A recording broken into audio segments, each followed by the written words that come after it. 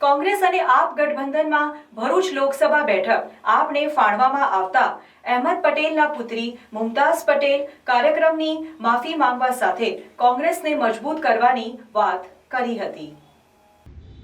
કોંગ્રેસ અને આપ ગઠબંધનમાં ભરૂચ લોકસભા બેઠક આપને ફાળવામાં આવતા અહેમદ પટેલના પુત્રી મુમતાઝ પટેલે કાર્યક્રમોની માફી માંગવા સાથે કોંગ્રેસને મજબૂત કરવાની વાત કરી હતી।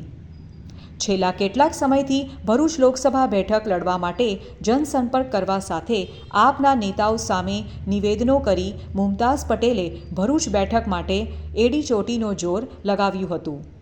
જે માટે દિલ્હીમાં જ છેલ્લા 3 દિવસથી પડ્યા પાથર્યા રહી ભરૂચ બેઠક માટે પ્રયાસો કર્યા હતા,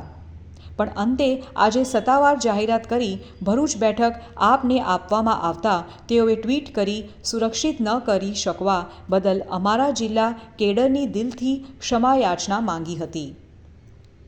તેમજ હું તમારી નિરાશાને સહભાગી કરું છું તેમ કહેવા સાથે પિતા અહેમદ પટેલના 45 વર્ષના કાર્યને એણે નહીં જવા દેવાની વાત કહી કોંગ્રેસને મજબૂત કરવાની હાકલ પણ કરી હતી। મુમતાઝ પટેલના આ ટ્વીટ બાદ જિલ્લા કોંગ્રેસમાં પ્રતિક્રિયા આવે છે તે જોવું રહ્યું।